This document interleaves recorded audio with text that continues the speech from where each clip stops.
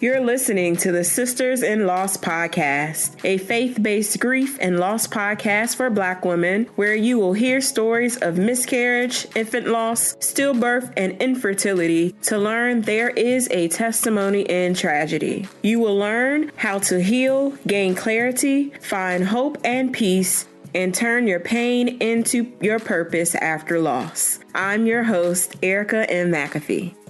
Today's episode is brought to you by the From Grief to Foundation course. This 4-week course begins February 6, 2018. It is for those who are wanting to start a nonprofit organization in honor of your angel. This 4-week course goes through how to start your nonprofit, identify your target audience, developing your nonprofit name, meaning, vision, and mission, your structure, how to get your EIN number and get that 501c3 status. We also go through how to manage your social media as a nonprofit. There's some email marketing techniques, easy graphic designs, and then we also go through how to sustain and get that money. What should you be doing for your first fundraiser, your actual signature event that you put on every year, and then how are you measuring and demonstrating impact? This course is for you if you have been thinking about starting a nonprofit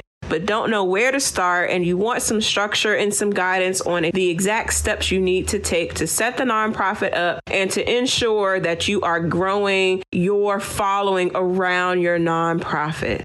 Once you purchase the nonprofit, you will have immediate access and lifetime access to the courses and the modules. And it is a live course that we go through each of the different topics every week live starting on February the 6th.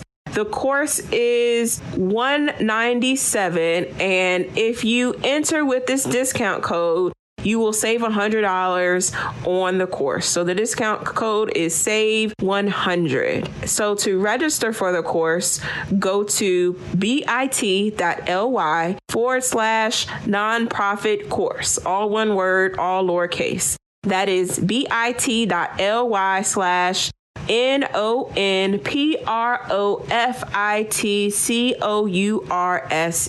This will work up until January the 30th, 2019. So go ahead and get on it and make sure that you register from the From Grief to Foundation course. I hope to see you all in there.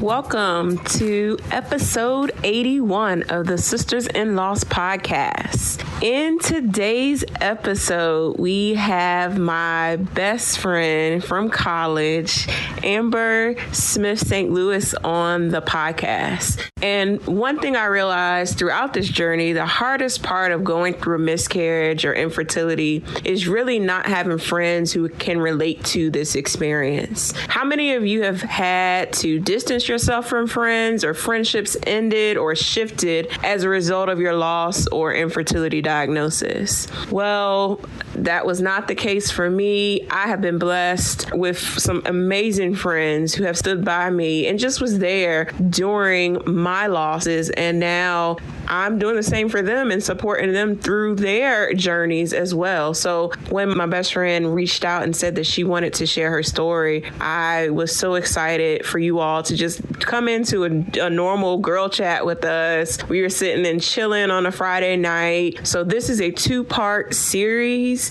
because we talked for so long. I'm going to break it up into 2 parts. So you'll hear the first part this week, and then you'll hear the second part next week about her journey and then how she really supported me through my losses. And she told some things that I didn't even know about during our conversation. So me and Amber have been best friends for over 15 years. We met in college at Virginia Commonwealth University in our first chemical engineering course. She will go into detail about how I did not. We were not feeling her at first, but we just have girl chat in this episode, and we really talk about how our friendship really has just evolved over the years through ups and downs, through relationships in college, to both getting married, to now trying to start and grow grow both of our families and how we have supported each other through those times, and then how we're supporting her now in her new season as she's trying to conceive after a miscarriage and an endometriosis diagnosis. So this episode and this 2-part series is for you to listen to if you have a BFF or girlfriends and you just want some inspiration on how I have maintained my friendships throughout my losses and my own personal infertility journey. So here is my BFF, Amber Smith St. Louis. So welcome to the podcast, Amber. Thank you. So I would like for you to share just a little bit about yourself and kind of what you do. So I am a management analyst for the Navy. Mm-hmm. I've been working for the Navy for 9.5 years because we have our 10-year anniversary for graduation coming up in May. Absolutely, yeah. And I graduated from VCU at 2009, moved to good old Portsmouth, Virginia against my wishes. I was really shooting for DC. I was trying to live that good DC metropolitan area life, but I'm here instead. And there's nothing wrong with that. No, it's not. It's not. I've done quite well for myself down here in Hampton Roads, and I get to go to DC and visit whenever I want. But I got to do almost everything that I had on my life's plan. But we talked about this, right? Mm-hmm.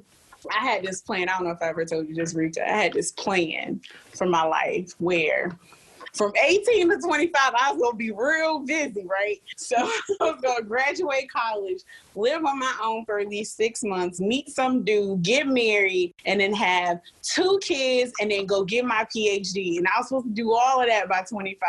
Yep. I didn't graduate until I was 25. She was so serious.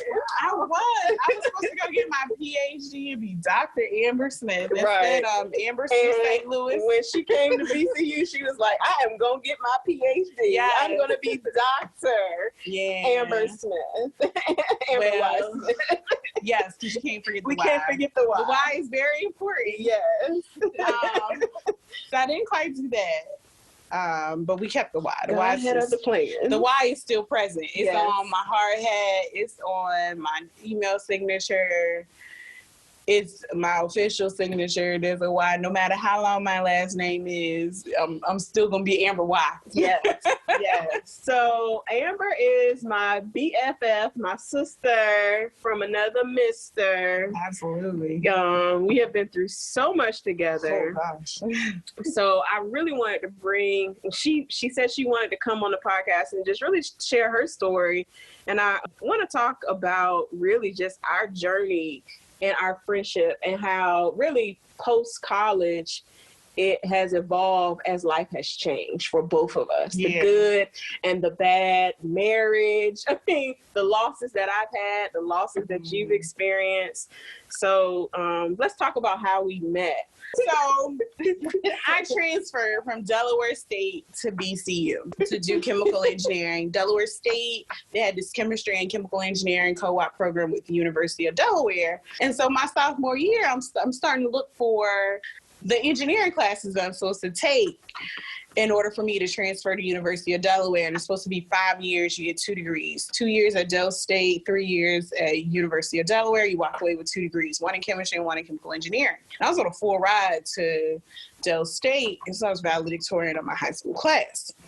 So I'm looking for these classes and I'm not quite seeing them. And so now I got to make like this big girl decision. Like, do I stay and just do chemistry or do I leave and go do what I really want to do, which is chemical engineering? Because I have wanted to be a chemical engineer since I was in the 7th grade. So this was a plan. And you know, that's funny. I never knew that about you. Really? And I've always wanted to be an engineer since 7th grade too. So how that whole thing happened? My dad, one day we were riding in the car and it was my brother and my sister and I was sitting in the back seat. My parents are telling us what we're going to do with our lives. And my dad tells my sister, Ashley, you're going to be some type of engineer. Oh, she told her she was going to be a mechanical engineer. So my brother, he was going to be an electrical engineer. He said, Amber, you're going to be a chemical engineer. And I was the only one who took him serious. Because I was like, oh, chemical engineering? All right, cool. So I did back then what was the version of Googling that you could do in like 1996, which was on Netscape, which was terrible. Yes, you got to go way back. This is before Google. Right. When you had that good dial-up. Wow. You taking it back. Yes. And so I had to do a whole thing. And so that was the thing, looking for what a chemical engineer did. And so I really liked it. I got into RAPME, Richmond Area Program for Minorities in Engineering. I did that for 2 or 3 summers. No, I did it my whole middle school. So summer 6th grade, 7th grade, and 8th grade going into high school. When you're in 8th grade, they take you up to Virginia State. So you went every day to Virginia State. And then I also did the Richmond Tech, and they had different like programming classes. Like I did AutoCAD and all that stuff. Everything that has something to do with engineering. I was in it. Same. My mom and dad didn't even have to sign me up. It was like me bringing this stuff home. Like, look, I want to go do this, and it was my parents telling me yes or no. Right. That's so that's how I got. That is how I got the dream of becoming a chemical engineer. Right. That's so crazy that you did 7th grade too. Because mine was in 7th grade. My story's a little different. My grandfather had a hip replacement, and I wanted to be that doctor to help replace his hip, to put the prosthetic in. Wow. So I want to do biomedical engineering. So I switched to chemical because I didn't really like the biomedical engineering, and I didn't want to be a doctor no more. So I was like, the classes, too much biology. Really? Yeah. But you love biology. So we met in good old MEB's first chemical engineering class. So it was her and Taloria. And I don't ever mind teasing them about this because I told them, I was like, day 1, minute 1, they looked at me and gave me such a stank face. And I was like, oh, Lord, what is going on? I didn't even sit beside him. I didn't even go near him. Like, we didn't have an actual conversation for weeks. Yeah, no, it was crazy. Like well into MEBs when finally we all were like, oh, okay, you're cool. Oh, okay, you're cool. And I think it was the next year when we were struggling through thermo. We when probably I told him, I was like, yeah, y'all weren't very friendly the first day. Like, at all. It was nothing friendly about y'all. So I was like, I was hanging out with Hannah. Oh, yeah. Oh, man, yeah. But anyway, so that's how we met. That's how we met. Good old MEBs in 2004. Yeah. Yes, and here we are, 2018, rolling into 2019, still hanging out. Now we just hang out differently. We used to hang out at your apartment and drink cheap alcohol and cook something to eat. But now we go out to eat and we were back in my house putting together a puzzle like some old lady. And drinking wine. Yes. So we've been through a lot together. We crossed the line together at graduation. We got through it. So we went through boyfriends and situationships, all of the above, all kinds of scandalous, honey. Scandalous. We're not telling those stories. No, we're not. All right. So let's talk about how you supported me through my losses. The first loss I had with BJ in November 2012, and then my second loss I had with Brielle in July of 2013. And talk about just how you as a friend supported me through that. Oh, gosh. Man, BJ was tough because that was our first loss. That was when we realized, I guess, we weren't invincible. Right. And life would come and get us too, right? Because you have an ego about you when you're younger and you're just kind of like, I can do whatever I want. And I think that was the first time I kind of got smacked by reality, you know? Like, you used to older people dying. People get sick. Cancer sucks. My mom had cancer, survived cancer. But you don't ever think that you would find yourself in a situation where your best friend is sending you this terrible text message at like 7:30 in the morning. I'm waiting for a picture, and instead of a picture, I get this long text message. And I I had just gotten into the business office at the shipyard, and I had my BlackBerry. But yeah, so I was sitting at my desk, and my manager at the time was working my nerves.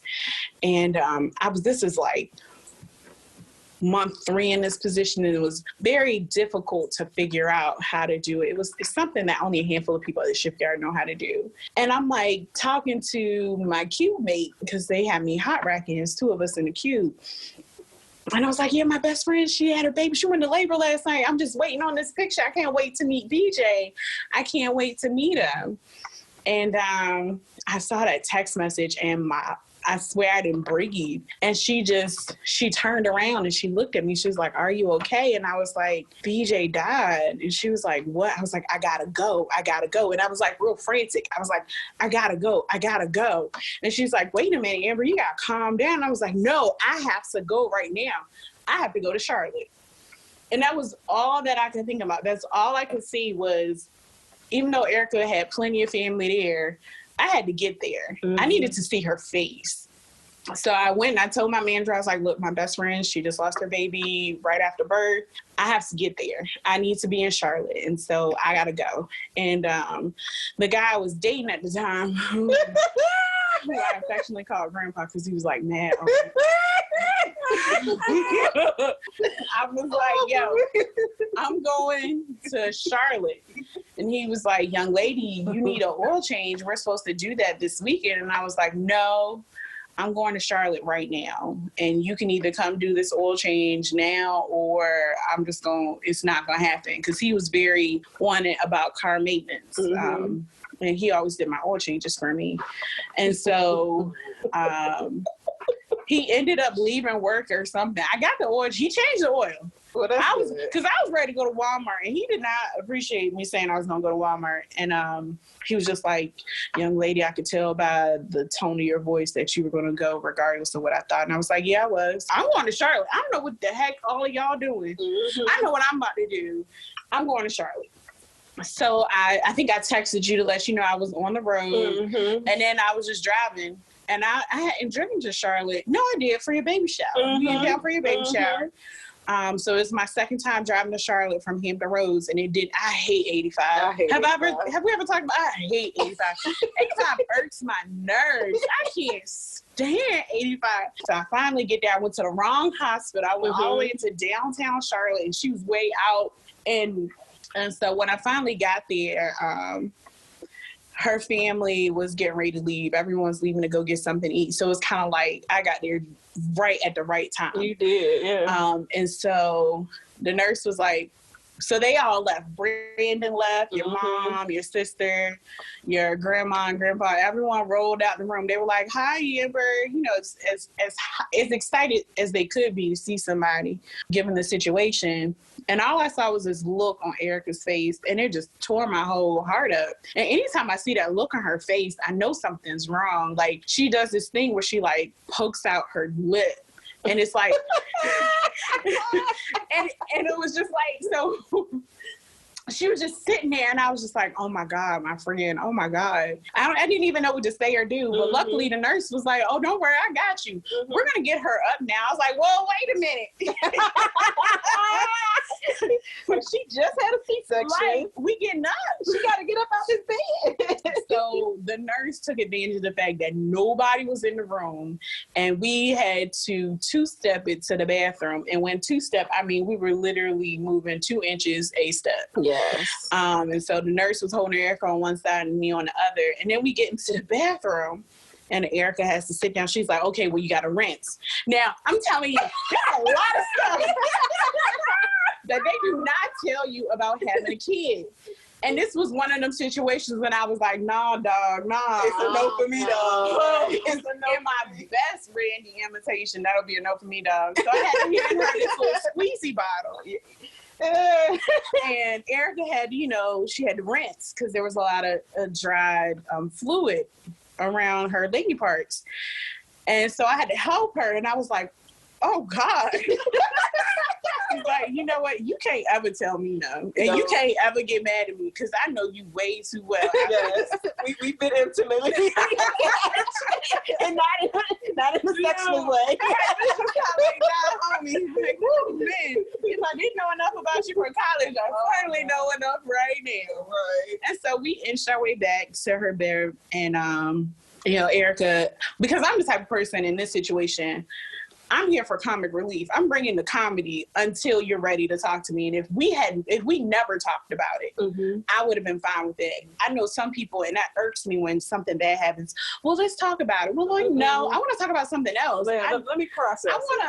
That's not what I'm here for. I'm here to make you laugh. I'm here to go get you something bad to eat. Like, right. If you got a booger up your nose, I'm here to make a deal about it, make you laugh, something. And so, we're sitting there chatting up about our moments ago experience, and then she starts sharing everything that's going on, and it just took all of me, and I'm just like, Amber, you cannot cry right now. Like, you're not allowed to cry. So like, I got all my tears out, and I don't think I told you this. I cried the whole way. You did? The whole way to Charlotte. Because I had to get it out. Right. Because if I didn't process it, I couldn't support you. Right. And so I called Janetta. Janetta and I were praying, and she was checking on me every on the way there and even on the way back. And I think the reason why I was able to get there and be that support for you, even though I did not know what the hell to say. Like, what do you say to someone like this? You don't say nothing. Hey, folks, you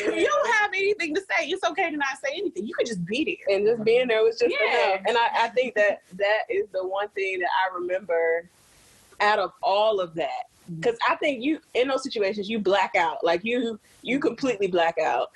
But I remember everybody who was at my house. I remember everybody who helped me when we got to the house. I remember everybody who was there the second time it happened, because this was like 8 months later. Yeah. And Amber got to Charlotte in like 4 hours. Shut up. When we lost our baby girl Brielle, her and Alicia, Alicia and Antoine, right? Yeah. And y'all drove to Charlotte and so fast. Alicia drove. But I remember all y'all being there, and then the house I had in Charlotte could accommodate everybody, so it was just like everybody was there. Amber cooked for us. It's like those are the memories that I remember from that. If you didn't do anything else, just being there was just enough. It was good. And then you need space, but you also need people who know when to be present and then know when to sit down. And I couldn't be in Hampton. I couldn't have been in Portsmouth with all of that. Right.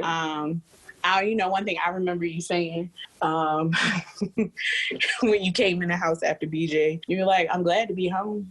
I thought it was going to be with a baby. And I died laughing. Like, it was such an Erica comment. And I was just dying. Like, we just looked at each other and we were just laughing. She's like, and I was just like, I did. Oh my God. I know. My mom was like Olivia Pope, going in there and removing everything from the room. I kind of regretted that after the fact. Yeah, we did. When we went back to your house, she did. She was like, let's put everything in one space. And I was just kind of like, everything? Yeah, I know. Because you need time, and you need to have some closure with it. Yeah, and I do regret that. And I told my mom after the fact that I regretted that they took everything down, because I would just go sit in the closet and be like, Lord, like, why me? Like, why did you do this to me, Lord? But Brielle, it happened, and I, of course, got the text message, and I looked at everybody, because again, I'm at work, and this is when we're doing this massive cleanup, and so I'm cleaning out drawers and drawers of old documents and putting them in burn bags so they can be burned or shredded. And I saw that text message, and I just stopped everything.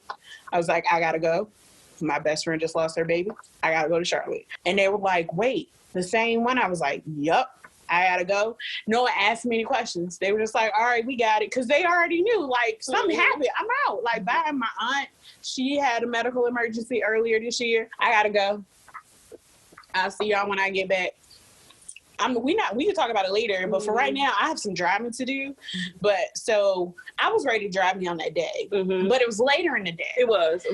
It was in the afternoon, and I think I talked to Eureka for a few minutes, and then I talked to Alicia, and Alicia was like, well, I want you to wait, because I want to come down too. And I was like, I had a real hard time waiting. You was ready to go. I was ready to go. I was ready to go. I was like, Erica needs me, I gotta go.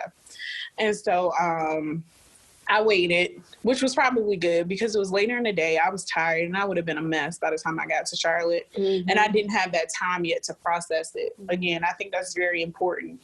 And so that Brielle was equally hard, right? Because you've just gone through this and now you got to go through it again. And I couldn't deal with the face. I didn't want to see Erica's face. And like that look is emblazoned on my brain. I don't ever want to see that look on her face ever again. I mean, could not stand it. So when everything went down with with Maxwell, I was terrified. Yeah, you and my whole family. Because I didn't think I would ever get to see your face. So I would have taken the pouty face over the no face because I thought you weren't going to make it. Yeah. And that was the most terrifying. And that's why I didn't come down that time. Really? I could not. Wow, I didn't know that. I could not come down. I could not. I wanted to so badly, but I couldn't handle it. Right.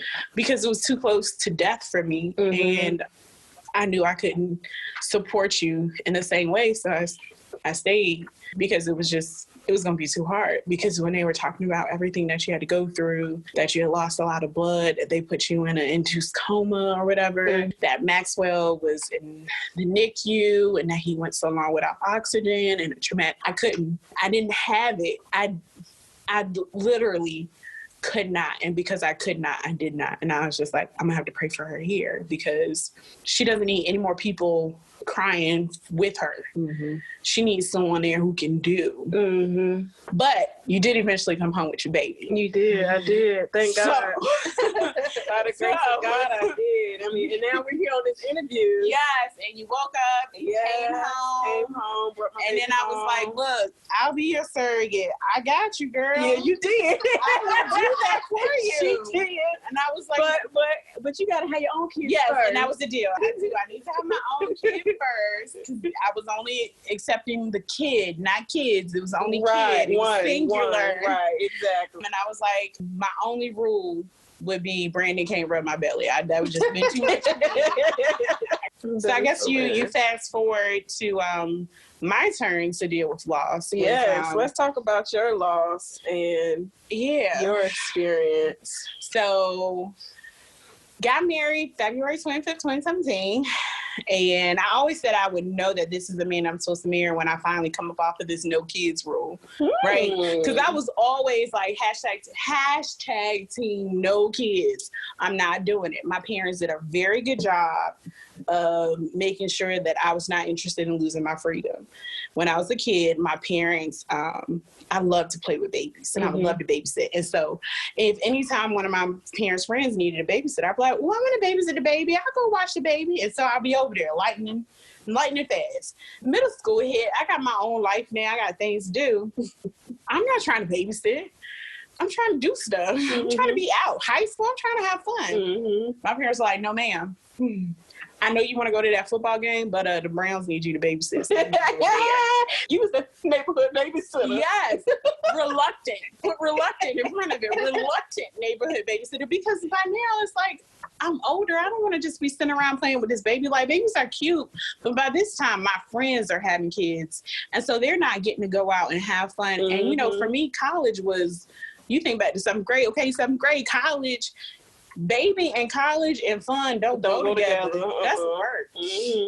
So I always said, well, you know, my mama said, you're going to change your mind. I was like, all right, well, whenever I meet a man that changes my mind, I guess that's the one I'm going to have to marry. So God called my bluff. He did. And so I met Janarius. After knowing him for 6 years, we got married.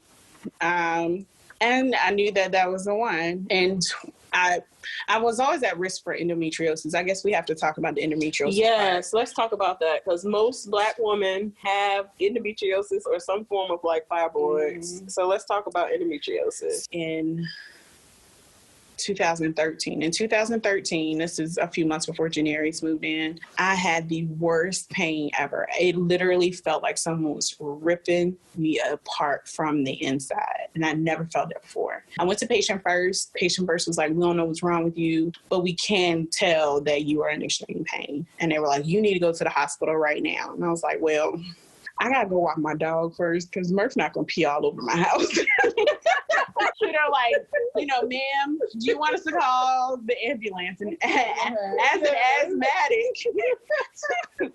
asthmatic, no, I'm not about to pay for this expensive taxi ride. No, I will drive myself. And they're like, do you have someone who can come with you? Yeah, I know someone who I can call. I'm not calling no daggone body to come see me at the hospital. I'm terrible for that. It's not the first time that I've done that either. My parents always get upset. I went home, left patient first, went home, walked Murph, changed my clothes, and then I went up to the hospital. And so I get there and I'm explaining to them everything that happened. And they do an MRI. And they couldn't really find anything. They were like, well, go see your gynecologist. And so I made an appointment. I went to see her. And she was like, well, it could be endometriosis, especially since she had a family history of it. Like, my mom had endometriosis, had a hysterectomy. My aunt had endometriosis, had a hysterectomy. My other aunt, endometriosis, hysterectomy. So it runs in the family. So we always knew that I was high risk for that. But I hadn't shown any other symptoms other than, having sometimes a lot of clots pass during my cycle. So whatever. No issues. I just took birth control 24/7 after that. Well, then, you meet a guy who you might consider having a baby with, but now you got to start figuring out what's the next step. We talked about it. I talked about it with my doctor, and she was like, well, in order to diagnose endometriosis, you have to have surgery. It's laparoscopic surgery. And so we did that, and she saw it, and she didn't feel comfortable removing it herself because of where it was. So she sent me to a specialist. So I go to the specialist. That's the second surgery. I went from having no surgeries ever in my life to 2 in 1 year. Yeah. No. So she removed it. So I ended up I used 80 hours of sick leave that year. I was pissed.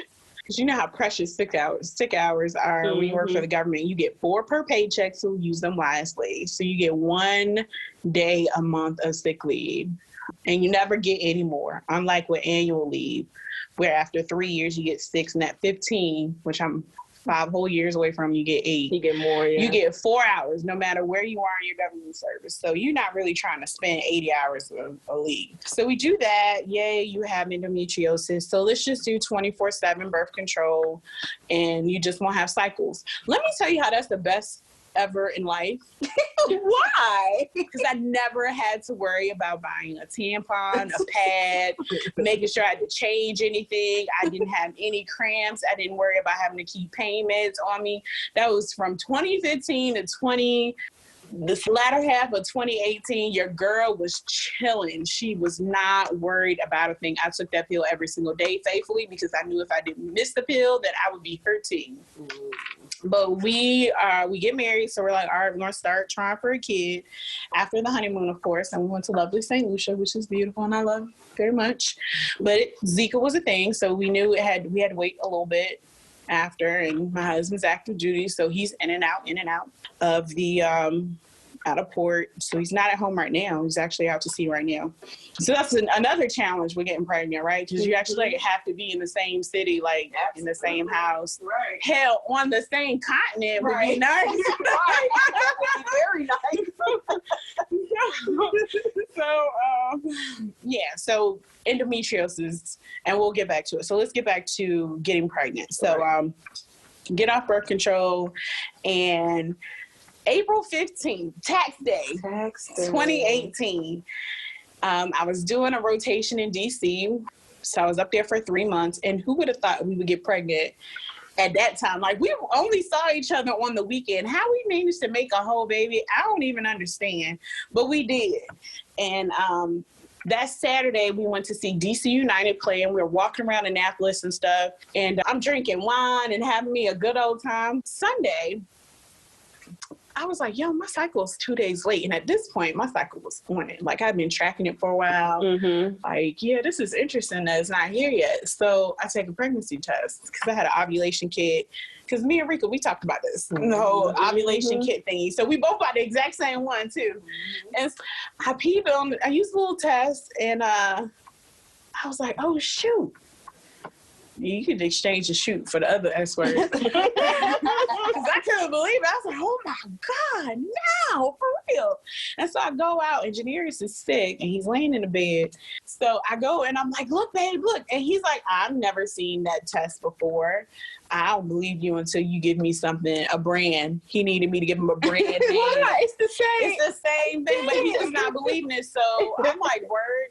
So there was a CVS or Rite Aid, like right beside the building. So I run out, go to the Rite Aid, grab a test, come back, pee on the stick. Congratulations, you're pregnant. And I'm like, oh my God, I'm so excited. So of course, me being me, because at one point in my life, I didn't think I would actually be able to have kids. Even once I accepted, like, okay, yeah, I want to have a kid. Then it was, well, you have endometriosis. So if you suffer from that, you know that endometriosis can block your fallopian tubes, which means you can't actually, the sperm can't get to the egg to fertilize the egg, blah, blah, blah, so you can't get pregnant. So I'm kind of like, oh, crap. Well, at least this means one of them tubes isn't blocked. First, I called my sister. I told my sister. I called my mom, called my dad, told my friends. I told everybody that I knew cared for me. And I know people are always like, you should wait until 3 months. Well, I don't particularly prescribe to that. And here's my theory. I need somebody praying for me. Of course, absolutely. I need you praying for me. Okay, yes. I need you praying for me through this morning sickness, through the nervousness, through the did this really happen, through the oh my God, I can't believe this happened. I need someone praying for me. I need my circle of people. So I know you don't need to tell everybody. Like, no, I didn't post it on Facebook, but the people that I love me, that care for me, that look out for me, they knew. They knew it's on the same day because I needed y'all to be on your job. You had two souls to pray for. You had me and this child. Like, yes. So I found out on April 15th, and I called my doctor the next day. I'm like, yo, this is what's up. And they're like, well, we're not going to see you till you're 8 weeks. I'm like, 8 weeks? Sway, you mean I got to go a whole nother month before I can roll up in this place? Do you know how much of a stressful mess I would be? So I'm like, okay, I make my appointment. It's kind of, you do your best, you know, and you deal with the morning sickness and all that stuff. I never actually threw up, though. I would get super nauseous. I was super nauseous all the time. My rotation comes to an end not too long after that, and I'm back home in Hampton Roads. And now we're just waiting. And so May 10th was my appointment. But let me back up to that Sunday. So that Sunday, Janarius had duty. Anyone who has a spouse or a friend in the military, you know, duty is when they have the pleasure of going and sitting on their boat or sitting in their command all day or whatever. And they just wait for stuff to break and they go fix it. And I was laying on the couch after church. I went to church. We went to church, and I came home and I laid down. Early on in the pregnancy, all you want to do is sleep. And everyone says sleep, so I slept. And I woke up and I had terrible cramps. Like, it was hurting so bad. And I called my mom. I called my husband, and I was like, hey, I'm having some really bad cramps. I'm wondering if I should go to the hospital. He was like, no, well, you have your doctor's appointment on Thursday. You can just find out then. And I was kind of like, okay. But I wasn't really sure about that answer, but all right, I went on about my business, and I had to go over to the Coast Guard Exchange. So I called my mom while I was at the Coast Guard Exchange because it was getting worse. And she was like, Amber, I think you should go to the hospital. And I was like, well, Janarius told me he wanted me to wait. So I think I'm going to wait. I'm going to listen to my husband. You know, that whole, you know, listening to you. Like, I shouldn't have listened to that man. I should have carried myself to the. I mean, granted, there's absolutely nothing wrong. They could have done. They wouldn't have been able to do anything. But damn it, we wouldn't have made it to the May 10th appointment. Right. At least we would have known, you know. So I didn't go. It's like, man, I should listen to my mama. But don't tell her I said that. I had to go to North Carolina. I went to a friend's graduation. And even while I was there, like every once in a while, I have these really bad cramps. And I was just like, ouch. Maybe it's this chair. So Thursday, May 10th gets here, or it's May 8th, whatever day it is. It's the afternoon. It's time for the appointment. I'm super excited. I'm like jumping up and down. I'm like, I can't wait. We get to see the baby. And so we get in there. We get the ultrasound. We see the baby. It looks like a little gummy bear in its own little special packaging. And the nurse practitioner, because I couldn't get it with my normal doctor, she's like jamming the thing around. I'm like, lady, this hurts. Like, hi, I'm here too. Right. And so then she has this look, and I'm kind of like, something's wrong.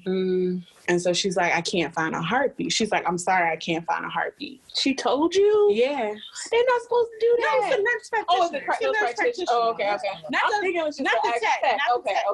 It was a nurse practitioner. And I was like, what? And I look at Jadarius, I'm like, I don't understand. She's like, I'm sorry, I can't find a heartbeat. And I'm like, so is that it? Like, that's it. You can't find a heartbeat. And that's it. And she gave me a few minutes to kind of get myself together. I'm looking at my husband. I'm like dying inside. So I start crying, and then I'm like, nope, we got to get ourselves together. Let's go to her office and we'll talk. And so by now she's told the couple of nurses who are out there. And so when I come out, people have that sympathy look that, oh, I'm so sorry. Like, I hate that look. Like, don't do me like that. Like, dang, keep talking. You was chatting it up before. Don't stop now. I mean, it's a part of life. And so we go into the lady's office, and I swear to you, that lady looked like she was about to cry. The nurse practitioner? The nurse practitioner looked like she was about to break down. So I'm kind of like, okay, so I don't have an Amber here with me. So my husband's just sitting there quiet. The nurse who's supposed to be giving me directions is over here looking like she's about to just break down herself. So I guess I have to be the person. So she's like, okay, I'm so sorry. She talked to me on something. I'm like, oh my God, lady, if you don't talk to me like I'm an adult, come on.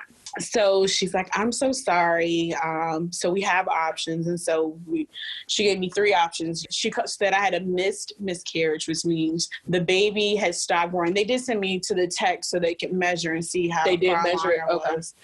And so the baby died right around 7 weeks. So that Sunday, when I was having all those cramps, it was my body attempting to have a miscarriage. But for whatever reason, it just did not want to let go. And so she was like, you had a miscarriage, so you could wait for it to happen naturally. And I was like, what person is going to wait for this? Some people do, Amber. I can't. Some people do. That would be way too hard.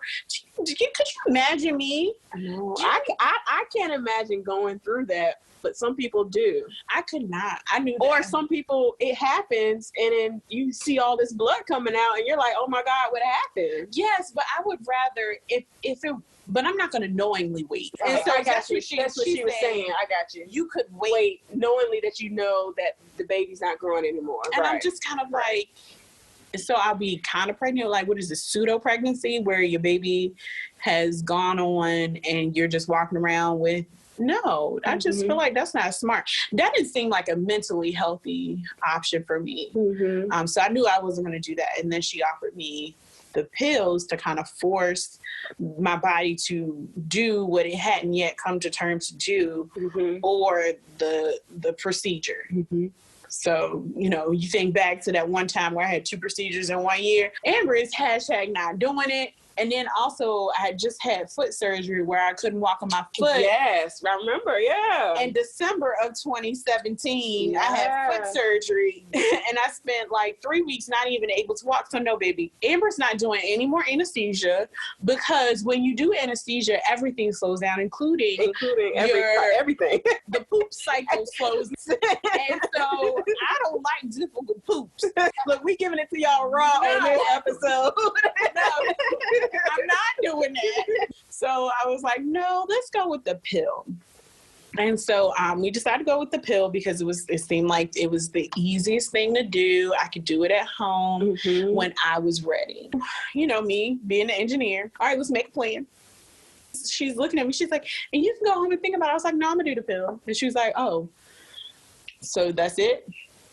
I was like, yeah, I mean, no need to no need to play around with it. Like, write a prescription, we'll drop it off, we'll take the pill, and we'll deal with it. And so the thing that pissed me off, and I guess because I'm a straight shooter, I don't like it when people coddle me.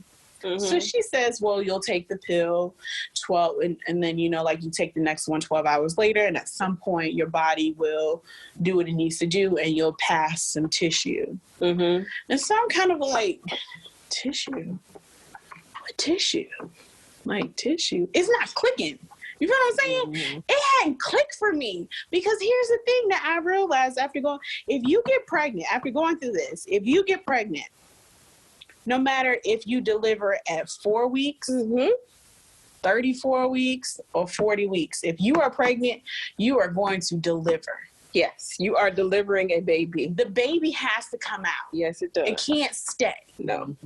And it didn't click for me until that moment. So that's when it was like, oh, dang, you mean I have to deliver my baby at home? And I'm just kind of like, but I didn't realize that until I was at home. So I had to call back, and I was like, so what am I supposed to do? Like, you just do it in the toilet and you just kind of flush? Like, they didn't tell you that. They didn't tell you none of that, did they? They didn't tell me any of it. And that really pissed me off, because to me, I didn't think it was fair. She did not prepare me for what I was about to go through, because she herself was struggling to me with what I was about to go through. And you're the professional. I paid you. Right. But you got paid on my behalf, and she just did not prepare me. So I had to call back. And so the triage nurse is the one who I talked to, and she gave it to me a little bit more plain. And I adore her for that, because she broke it down, and she was like, okay, so basically what's left of your baby will come out.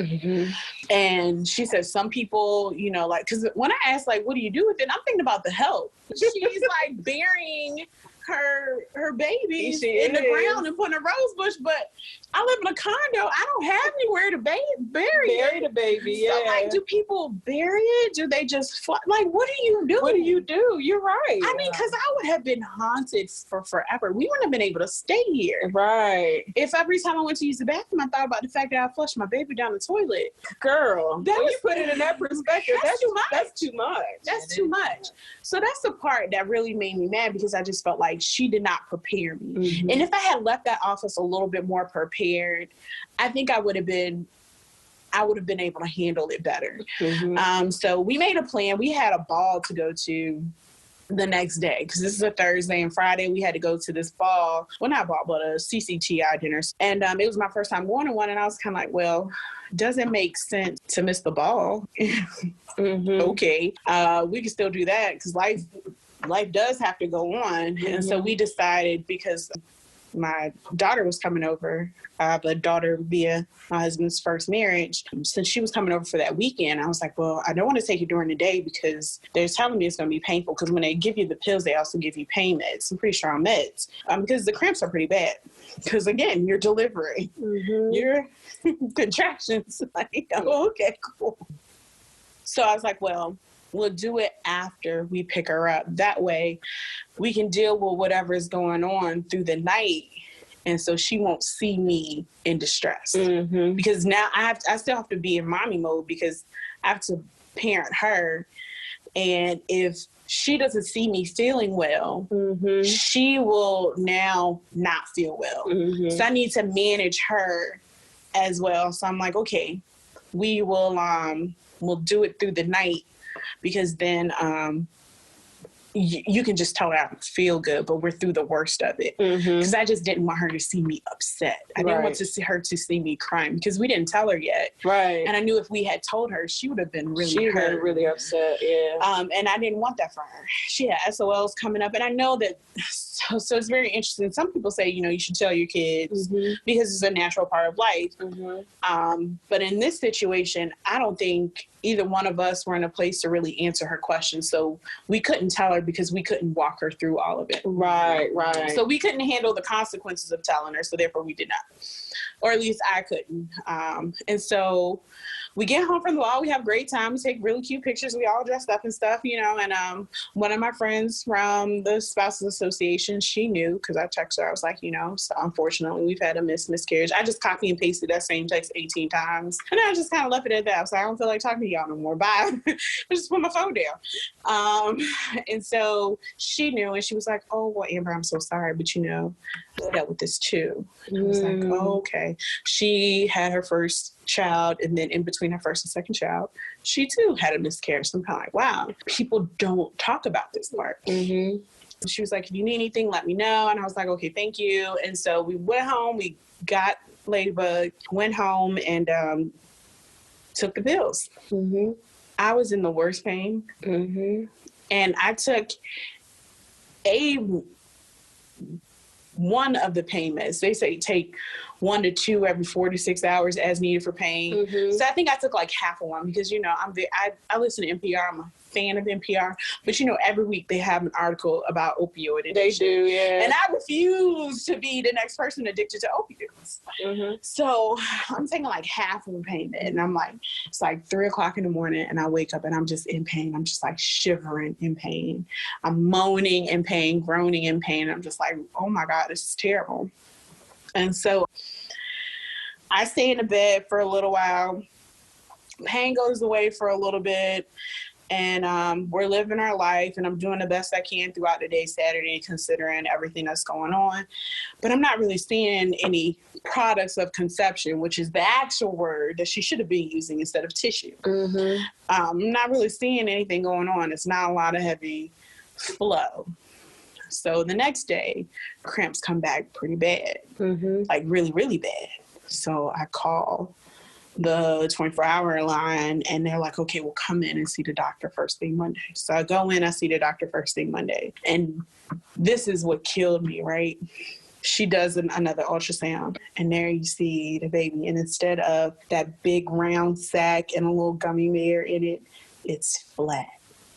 And the gummy bear, instead of being, she let you see the ultrasound? She didn't turn it off? I got to see it. Oh, that broke my heart. Yeah, I'm surprised that she didn't turn your screen off and just turned the ultrasound. It was in the room. It was in the room. Well, because you know they had... But they never, at no point did they hide the ultrasound from me.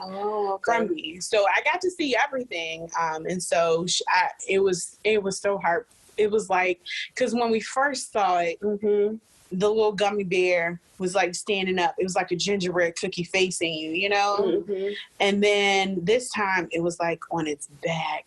And instead of being in a nice big round sack, it was like deflated. Mm. Oh, that hurt my heart, y'all. That tore me up. Yeah. I was sitting in there having a moment. And so the doctor, you know, she's seeing me getting upset. She's like, it's okay. It's okay. It happens so often. And I was like, I know. I really know that this happens. Mm-hmm. And I can't even begin to explain to her how well I know that this happens. I can't tell her, well, no, my best friend has gone through even worse losses, because to me, I had to quantify my loss. Really? And I felt like your loss was way worse than mine. No, girl. Yes. So, no, I not couldn't at all. Because it took me a while to get through that. To realize that my loss can't be. It's all heartbreak. It's all heartbreak. It all hurts.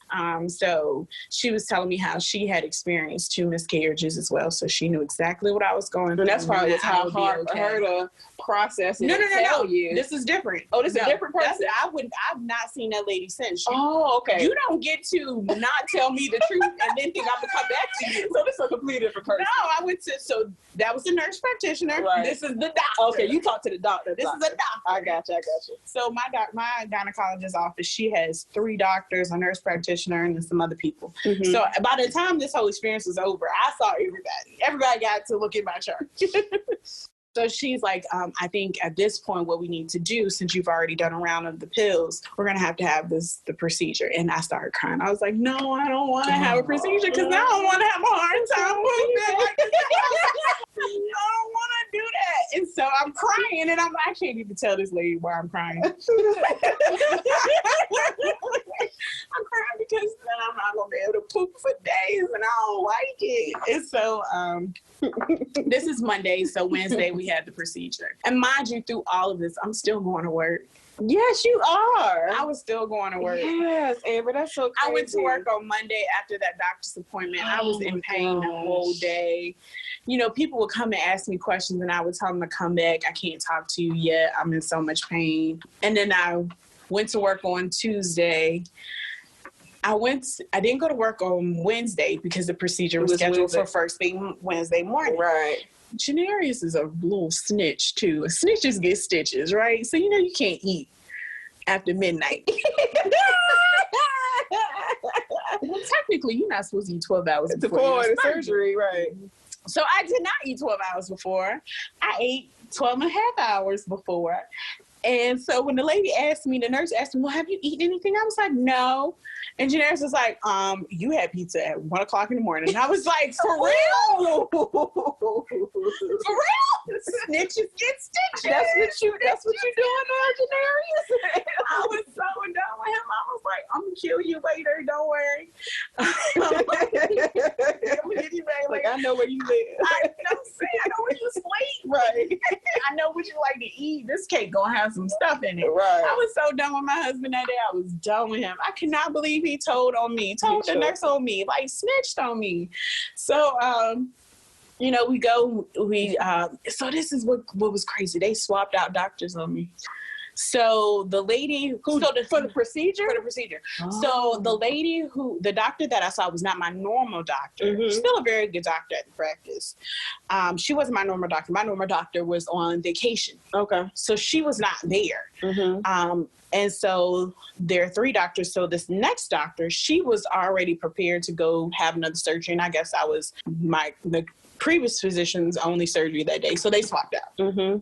And she was like, you know, are you okay with this? And I was like, I mean, well, shoot. I mean, if y'all break something, I'm going to sue you. So go ahead and do what you got to do. You know you did. It's so funny. I was fine with that. I mean, you know, maybe I have just blind trust. But, I mean, I'm already experienced right now a pretty low. I mean. Right. But anyway, so we do the procedure. They come out. They tell me everything. They're like, all right, you can go home. So I go home and I'm okay for a couple days. Mm-hmm. Now that was Wednesday. So Wednesday's week 1 of this. And this was a whole couple weeks process. So Thursday, I'm okay. I'm at home. My friend Candace comes over to watch me because my husband goes to work. You know, you're not supposed to be by yourself for 24 hours. So I watch the most inappropriate stuff on TV, of course, because that's me. And if you watch Netflix, you know, the little Asian lady, Ali Wong. Yeah, Ali Wong. She was pregnant. And she was pregnant with her. It was her first pregnancy. So I've already watched Ali Wong's Cobra episode like 4,000 or 5,000 times already because I just adore it. Mm-hmm. And so I'm kind of like, ooh, her second one came out. So Candace, we got to watch the first one so that you can watch the second one so you get the whole 2 hours of Ali Wong. This shit is tight. Mm-hmm. So, you know, one of the jokes she talks about is how she went through a miscarriage and how she miscarried twins. And so the most inappropriate thing, because I am over here dying laughing right now. Right. So I just needed someone to normalize it. And I think some of what we deal with when we're talking about miscarriage is because you feel like something's wrong with you because people don't have miscarriages or they don't talk about it. When the reality is 1 in 3 women have a miscarriage or have some type of fertility issue. So it's really normal. It is very normal. So Allie normalized that for me, and I love her for that. And I follow her on Facebook. If she ever drops another special on Netflix, because apparently being pregnant and doing Netflix specials is her thing, I'm here for it. Clearly it is. I love her. She had me dying laughing. So we watched TV. They went and got me food, whatever. And so I felt okay. I go to work the next day, of course, because I'm Amber and I'm hard-headed, and you only get 4 hours leave per paycheck.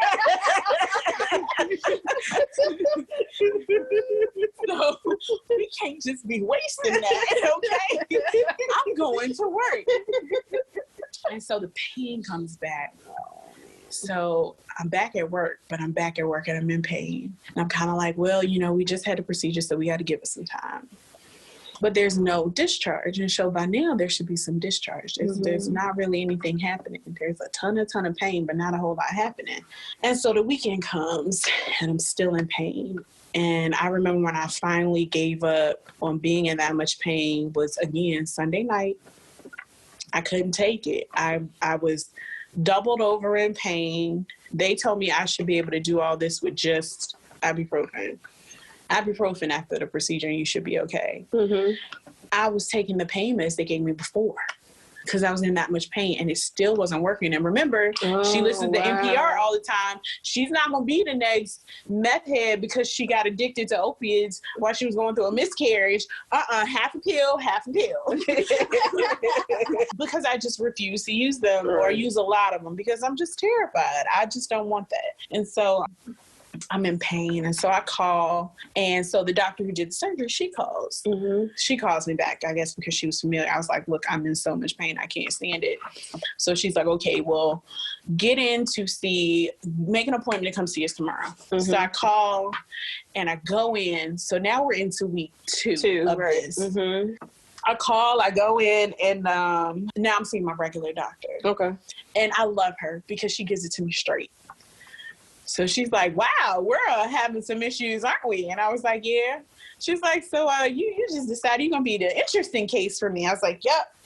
And so, you know what? We did a pregnancy test, and that pregnancy test still came back as I was pregnant. My body wanted to be pregnant. Like, every part of me was just here to be pregnant. So I was really going through it. Like, my body thought I was still pregnant, even after the procedure. Mm-hmm. So she's like, okay, well, if the test is coming out pregnant, perhaps there's still some tissue. There's that tissue wording, and I hate that. Products of conception sounds much better because you say products of conception. Oh, shoot, that's a baby. Mm-hmm. So there's still some stuff. My body is still holding on. And that's where the endometriosis kind of came into play because I couldn't get it all out. Oh. Couldn't get it all out. And so that's why I was in so much pain. My body, my uterus is trying to contract to get everything out, and it's not all coming out or whatever. I don't know. So I'm like, okay, so she gives me another round of the pills. So another day and a half of pain, still going to work. You were just crazy. 4 hours of paycheck, okay? You were crazy. Because you think about it. I knew I was going to have to try and get pregnant again because I was here for it. Mm-hmm. So I need to be planning for the future. Mm-hmm. And so I still need 240 hours of sick leave because that's 6 weeks, right? Mm-hmm. So no, we're not wasting a single hour. And I had a really big conference coming up for work. So luckily at work, I had something to keep me busy. Yeah. And it really needed to get done. And it was kind of a single point failure. So if I wasn't working on it, there was literally no one else who could work on it at that level of detail. I got you. So after the appointment this time was in the afternoon. So I went to work and then I went to the appointment, and Janarius met me there. And so we went home, we took another round of the pills. We're still dealing with the pain. And then finally Thursday night, I'm like doubled over in pain again. Like, it would come in spurts. Like, I would be fine for like an hour and a half, and then all of a sudden I wouldn't be able to walk, talk, move. I'm in tears at my desk. People come by, and I'm just like, give me a minute. I would tell my friend, like, just tell them to come back later. I can't. But I'm still going to go to work. Because in between those spurts of discomfort, I mean, you was good. You was getting your work done. I was getting my work done. I mean, what am I doing? Thank God you had a desk job, Amber. Yeah. I mean, if I didn't have a desk job, I would not have been able to do that. But I mean, I'm holding meetings. I'm meeting with people. It's just kind of like, you just got to push through. It's just like, I've always had very difficult cycles. So this is just slightly worse than those. Right. So, I'm tired now. Mm-hmm. I physically can't handle it anymore. So I called on Thursday and I'm like, look, you guys told me I should be able to handle this with ibuprofen, and ibuprofen is still not working. Can I take something stronger? Because I just took ibuprofen and I don't want to kill my kidneys or break my liver. So the doctor's like, yes, go ahead and take the prescribed pain meds, but don't eat anything. Don't eat breakfast in the morning, and get in to see us as soon as possible. Dang, I got to brief senior leadership tomorrow morning at 10 o'clock, and now I got to go be at the doctor in the morning. You know what I did, right? You went to work? I went to work. My appointment was for 9:30. The meeting was at 10, so I got with the girl who, she's a friend, a very good friend of mine. The angels that people pray for when you talk about, oh, we pray for a hedge of angels around us as we're traveling, like those angels are actual people, right? And so instead of thinking of it as some mythical thing, something floating around in the atmosphere, think of that angel as the person or the people who are there literally holding you down. Luckily, I wasn't in jail, so I wasn't looking for anyone to put money on my books. But the people who are there with you. So I texted her that night. I texted her manager, and my manager. I have to go back to the doctor. They think they're gonna take me back to the OR. So I'm gonna come in. I'm gonna make sure she's ready for this meeting, and then I gotta go. And I have to leave by 9:00 because my appointment is at 9:30. So I hadn't eaten anything. I'm hungry, and I'm I'm at work, and I'm like rushing around trying to make sure everything is together. I'm like looking at her, are you good? You good? And they're like, Amber, leave. And I'm like, no, because you don't have this yet. Look, oh, thank you for not leaving. Oh, wait, Amber, are you about to leave? I got a question. I'm like, all right, it's 9:10, y'all. My appointment's at 9:30. I gotta go. I got to get on the road. So I get over, and so my husband's at work. He's at work. And so before we left the house, I was like, well, if they take me back to the OR, I'll call you and I'm gonna send you a text. Because when you're on a boat, military vessels are big metal things. And so cell signals don't necessarily transmit very well, which is a good thing for operational security. So I was like, if you don't respond to my text, I call you. I'm calling the boat and I'm telling them I'm having an operation. You just gonna have to leave. Right. And so I get there, the doctor, she checks, she's like, Amber, we're gonna have to send you back. And I was like, for real, dog? And she's like, yeah. I was like, for real though? we can't just do. So she did try. And she was doing something and it hurt like hell. And I was like, no ma'am. So, okay. So I leave and I got to go see the little surgery schedule and check. And I'm like, all right, what time do I need to be there? She's like, you need to get there right now. I was like right now? It's like 10:00. Yeah, we're going to need you to get there right now. I'm like, oh, okay. So I texted my husband. So this is when you get his account of it. So I call him. He didn't answer. So I sent him a text. Surgery, got to get to the hospital. And so he says he's in a board. And so luckily, because he was in and out of work so often, and when you're military, you have to tell your senior officer what's going on. So he told his chief. And so she knew what was up. And so, the EO on up, whoever knew, he said he pulled out his phone.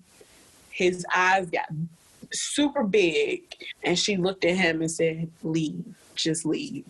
So he didn't even have to say a word. So again, angels around you, like people who know people are going to hold you down and not even question it. All he had to do was have a look on his face. And his office, his chief knew that he had to get out of there right now. And so I came home to change my clothes, of course, because I'm not rolling up in there with some jeans on. I need some sweatpants. So I packed him a bag. It's like June. It's hot outside. It's May. It's May. It's hot outside. So I packed him some shorts because he's in his uniform. And he swings by the house. He doesn't even, I just close the door. I hop in the car and we out. And so I'm like, here, babe, I packed you some clothes. He's like, what'd you pack? I was like, well, I got you some shorts and a shirt. I'm not wearing shorts in the hospital. Like, I didn't know that was a thing. My bad. Well, we ain't got time to turn around because they said I need to get there right now. Right. So we get to the hospital. I left the doctor.